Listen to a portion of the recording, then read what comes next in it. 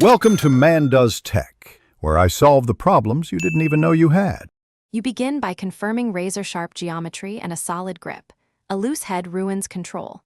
Once tightened, orient the adze so the blade follows the wood grain to avoid tear out. Make a shallow scoring pass along your 1-2 cm guideline to set the edge. This gives you a clean starting groove. You swing from the elbow, not the shoulder, to keep strokes short and accurate, and you breathe out on each strike to maintain rhythm and steady force. Next, you switch to hollowing with deliberate, controlled strokes.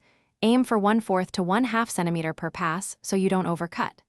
Once you have a central groove, make outward sweeps toward your marked edges, because cutting from center outward relieves stress and reduces splitting. Make sure to reposition the piece or your stance frequently so the blade meets the surface at the same angle. Consistency equals smoothness. You pause periodically to inspect the cavity depth and clear chips for accurate progress. To finish, you refine the surface using lighter, angled passes and a rasp and tight curves to establish uniformity. This minimizes sanding later. Once done, check the edge.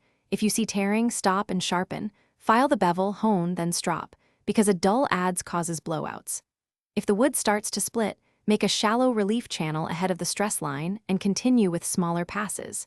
You end by cleaning chips and oiling the handle to preserve tool life. Thanks for watching. If you found this helpful, don't forget to like and subscribe.